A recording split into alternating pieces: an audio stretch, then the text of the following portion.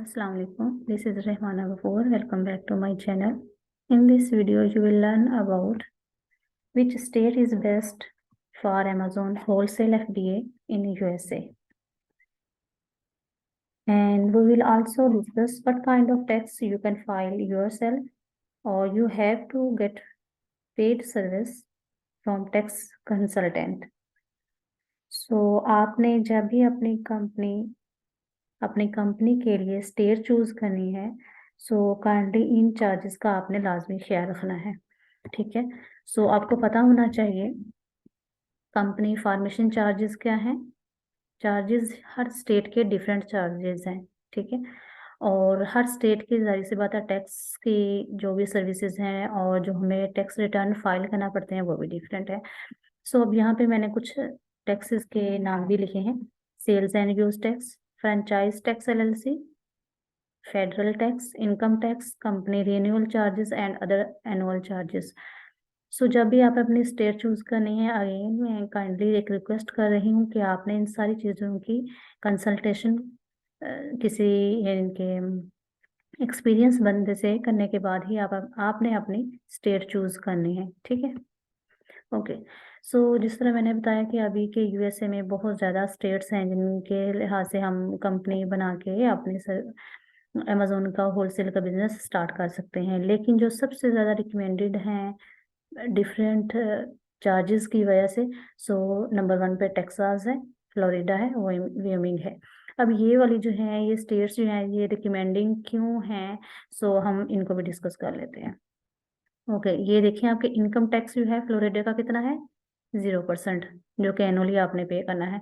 Texas का कितना है 0%, वायोमिंग का कितना है 0%। सो डेफिनेटली आप इस कॉस्ट को सेव करना चाहेंगे जो कि अदर स्टेट्स जो है इनकम टैक्स चार्ज करती हैं। ठीक है, सो ओके, नेक्स्ट अब इन्हीं के मैं कंपैरिजन कर लेती हूँ। ठीक है, नेक्स्ट है annual charges.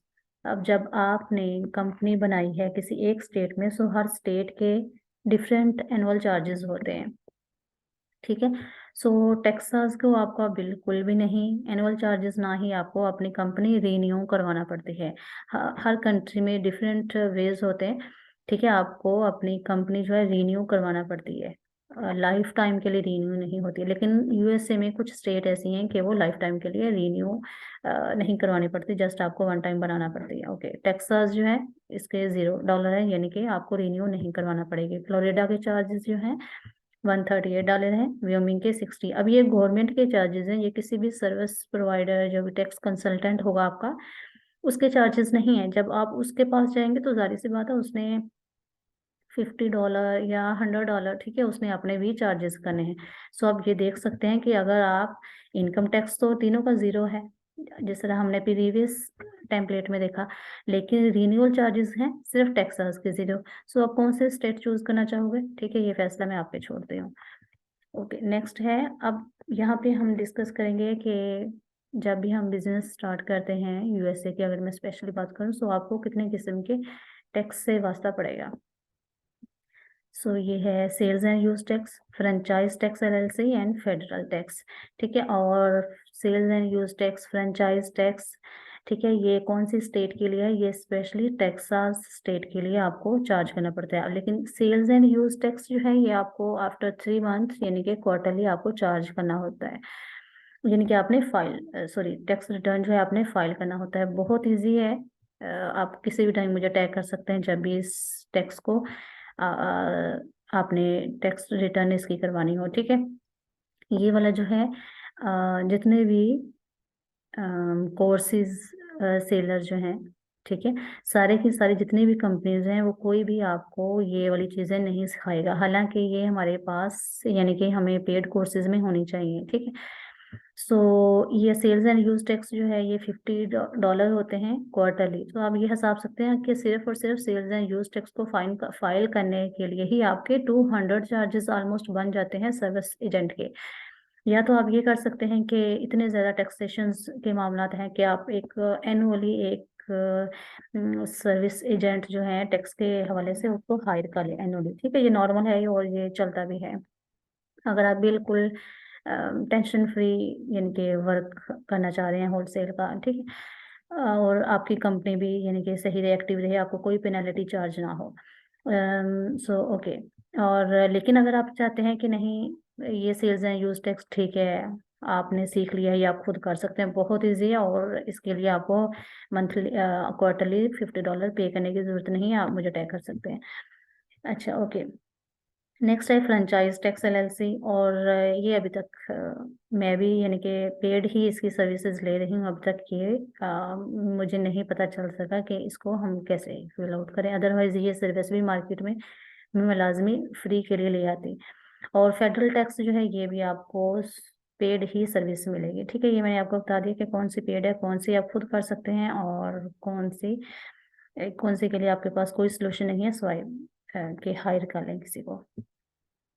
Okay, other annual charges, ये वाले चार्जेस जो हैं मतलब कि हम भूल ही जाते हैं, हमने जो वेबसाइट बनाई होती है वो जब वो एक्सपायर हो जाती है और हम उसको डोमेन एंड होस्टिंग को एनुअल उसको रीन्यू नहीं करवाते, तो हमें तभी होश आता है जब वो वेबसाइट जो है डाउन हो जाती है, ठीक है। तो ये एनुअल चार्जेस हैं, आपने इसका कंसीडर करने हैं। फ़ोन नंबर जो है ये भी आपको हर साल इसको रीन्यू करवाना पड़ेगा। जाहिर सी बात है, ये वाली जो चीज़ें मैं आपको ये वाली बता रही हूँ, अगर आप US रेजिडेंट हैं, जाहिर सी बात है, फिर आपके पास फ़ोन नंबर तो पर्सनली है ही, आप उसी को यूज़ कर सकते हैं, आपके पास पर्सनल एड्रेस है, इसकी भी कोई ज़रूरत नहीं होगी, ठीक है। सो लेकिन ये मैंने आज का सेशन जो है वो सारे के सारा ही मैंने इसको कंसिडर करते हुए बातें बताई हैं। अगर आप नॉन रेजिडेंट हो, पाकिस्तान से बैठ के सेलिंग कर रहे हो, ठीक है, या किसी और कंट्री से बैठ के सेल करना चाह रहे हो USA में, सो आपको कौन कौन से चार्जेस जो हैं आपको पड़ेंगे, ठीक है। तो ये US एड्रेस, ये कौन सा एड्रेस है, जब हमने कंपनी फॉर्मेशन किया सो हम कहते हैं कि उसमें चार्जेस जो थे वो हमने तो पे किए थे, लेकिन वो चार्जेस जो थे वो आपने 1 ईयर्स के लिए पे किए थे। 1 ईयर का हम प्लान लेते हैं होलसेल में नॉर्मली। सो उसके बाद 1 साल के बाद आपने खुद से उसको रीन्यू करवाना होता है। अगर आप रीन्यू नहीं करवाएंगे, सो जो भी अमेजोन के डॉक्यूमेंट्स वगैरह या कोई किस्म किस्म के, ठीक है, कोई आपका डॉक्यूमेंट आता है टैक्स रिलेटेड, सो वो गायब हो सकता है। सो बेटर यही है कि आप टाइमली US का जो आपका ठीक है रजिस्टर्ड एड्रेस है कंपनी के लिए, उसको लाजमी आपने ठीक है रीन्यू करवा लेना है, क्योंकि आपका डिपॉजिट और चार्ज मेथड जो है वो भी इसी से उस एड्रेस से बिलोंग करता है। सो आपने ये गलती बिल्कुल भी नहीं करनी इन चीज़ों के रीन्यूअल के लिए। ओके। सो अगर मैं एग्जांपल ले लूँ कि सबसे ज़्यादा बेस्ट स्टेट जो है वो टेक्सास है, क्योंकि उसका इनकम टैक्स ज़ीरो है, रीन्यूअल फीस ज़ीरो है, उसका सेल्स एंड यूज टैक्स जो है बहुत इजी है, मैं सिखा दूंगी, वो ज़ीरो है।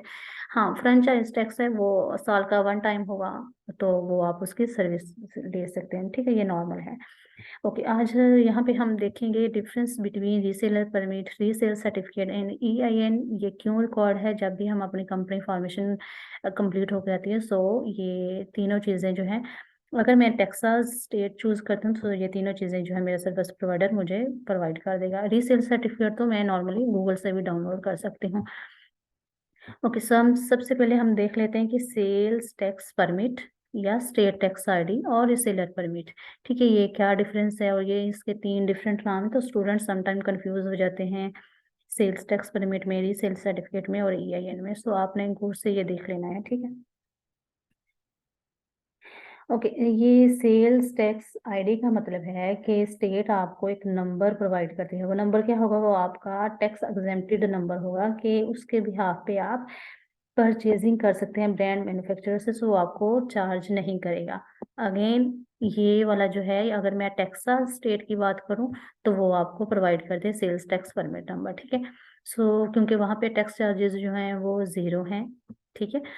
सो टैक्स चार्जेस वहाँ पे कोई नहीं है। सो आप जो है, जो आपको लाइसेंस मिलेगा, रिसेलर परमिट मिलेगा, स्टेट आपको इशू करेगी।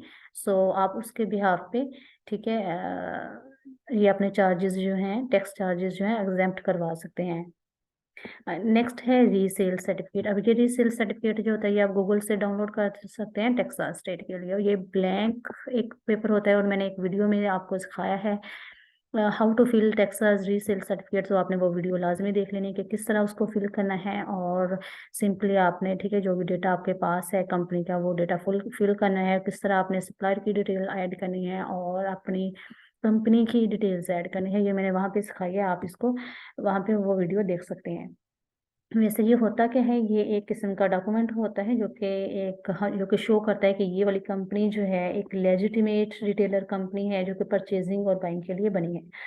सो अगर मैं एग्जांपल लूँ, अगर आप कहते हैं कि नहीं भाई मेरे पास टेक्सास स्टेट की कंपनी फॉर्मेशन जो है एज कम्पेयर टू व्योमिंग और अदर स्टेट्स, ठीक है, उनके थोड़े से ज़्यादा है, $200-300 ज़्यादा है।